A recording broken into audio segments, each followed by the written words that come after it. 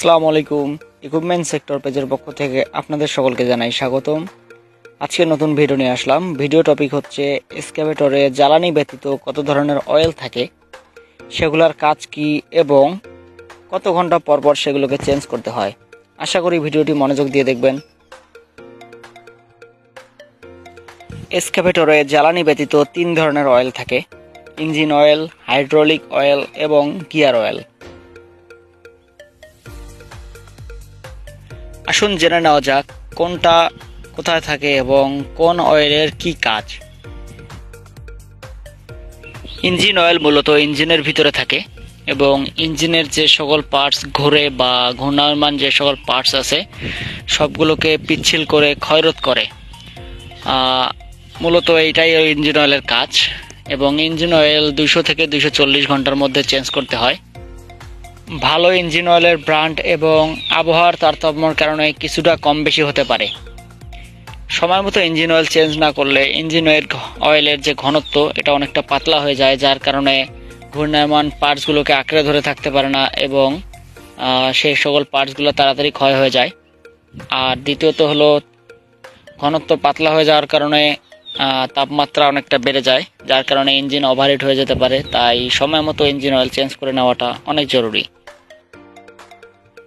এরপর আসি hydraulic oil. Hydraulic oil মূলত এক্সকাভেটরের শক্তির উৎস হিসেবে কাজ করে।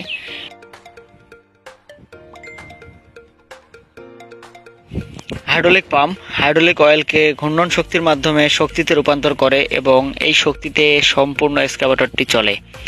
হাইড্রোলিক অয়েলের যে চাপ, এই চাপটা পাইপের মাধ্যমে যে সম্পূর্ণ যে অ্যাকচুয়েটরগুলো আছে এগুলাকে সচল করে। এটা হলো হাইড্রোলিক অয়েলের কাজ। হাইড্রোলিক অয়েল সময় মতো পরিবর্তন না করলে যা হয়, এর ঘনত্ব পাতলা হয়ে যায় এবং এর পাতলা হওয়ার কারণে যে চাপটা মিস করে এবং এক্সকাভেটরের শক্তি কমে যায়। দ্বিতীয়ত সেটা হলো তাপমাত্রা বেড়ে যায়, যার কারণে হাইড্রোলিক ওভারহিট হয়ে যেতে পারে। তাই সময় মতো হাইড্রোলিক অয়েল চেঞ্জ করে নেওয়া জরুরি। হাইড্রোলিক অয়েল মূলত 6000 ঘন্টা পর পর পরিবর্তন করতে হয়। তবে হাইড্রোলিক অয়েলের ব্র্যান্ড এবং যে তাপমাত্রাতে চালানো হয় সেটার কারণে কিছুটা কম বেশি করা যেতে পারে, তবে সময় মতো পরিবর্তন করাটাই বেশি ভালো। সর্বশেষ আসি গিয়ার অয়েল। গিয়ার অয়েল এক্সকাভেটরের ড্রাইভ মোটর এবং সুইং মোটরে থাকে। গিয়ার অয়েলের কাজ হলো যে সকল পেনিয়াম রয়েছে সুইং মোটর এবং ড্রাইভ মোটরে সেগুলোকে পিচ্ছিল করা যাতে ক্ষয় না হয় এবং তাপমাত্রা কিছুটা বজায় রাখে। গিয়ার অয়েল সময় মতো পরিবর্তন না করলে এর ঘনত্ব পাতলা হয়ে যায়, যার কারণে পার্টসগুলোকে আঁকড়ে ধরে থাকতে পারে না এবং ক্ষয় হওয়ার সম্ভাবনা বেশি থাকে।